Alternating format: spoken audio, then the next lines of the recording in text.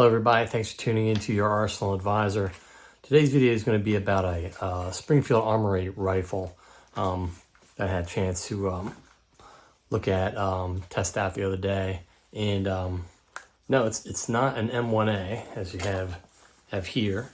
What it actually is the, I guess they call it the Springfield Armory Hellion, and it's a Bullpup style rifle where you have the you have your trigger, but then you have the action, like the hammer in the back, kind of near your shoulder. You have the chamber behind the trigger, so you're able to shorten the overall length of the rifle with the same length of barrel than traditionally. So that's kind of quick explanation of what a bullpup is. So I was out shooting the my FDE AR-10 or AR-308 the other day, and before I decided to like wrap everything up, I decided to go in and rent the Hellion at the indoor range. And so I guess some of the things real quick, mention is Bullpup. Yeah, I'd kind of forgotten that Springfield Armory had a relationship, some kind of business relationship, with a company called HS Product out of Croatia. I think they designed and made the XD series of pistols, and I'm not sure if I'd heard of this when the Hellion came out, but I almost had to, we were going to potentially take a trip to Croatia, and I started doing a little research and sort of recalled something about Croatia and Springfield Armory, and I noticed they had the Bullpup, and I'd seen it at the range a couple weeks ago, so I thought, well, maybe I'll take a look at that. And I think Springfield, they have a 16, an 18, and a 20-inch version that's available. And the 20-inch, I think, has a barrel that looks like the military version. It's got a ribbed barrel that I think has something to do with a movable part on the grenade launcher for the on the actual military rifle. I don't think it has any function except for looks on the civilian semi-automatic version that we can get through Springfield. I think the Croatian firearm, military firearm, is called the VHS-2. All right, so you can see some of my footage. All right, thanks a lot.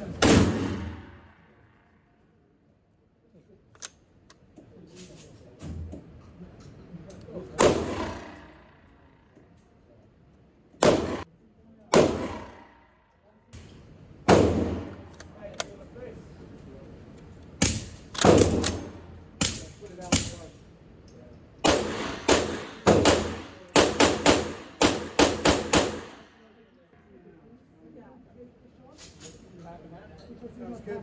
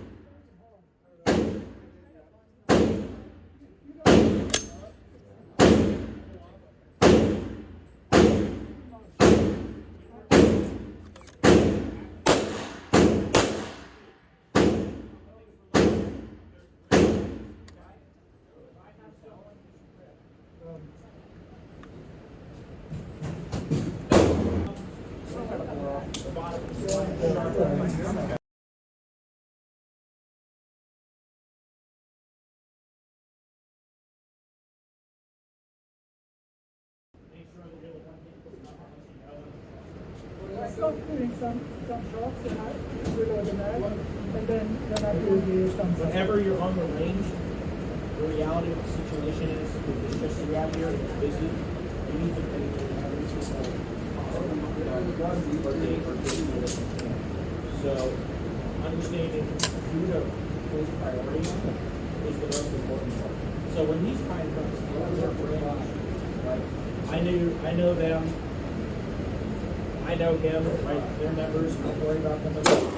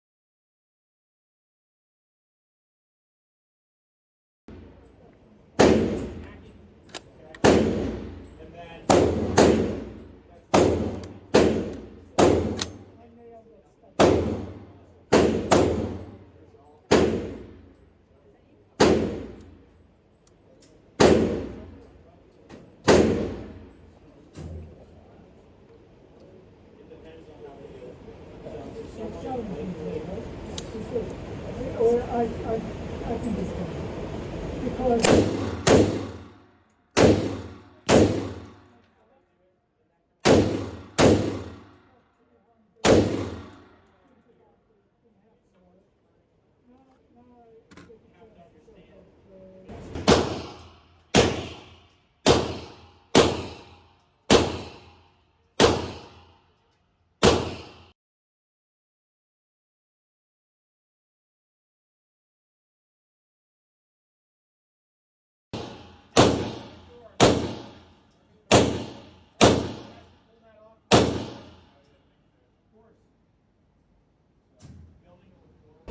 I said, you got to get the other one with that.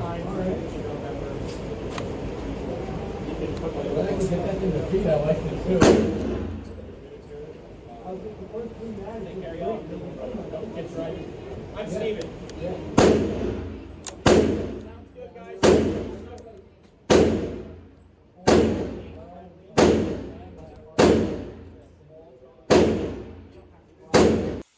Okay, I hope you got something out of the footage.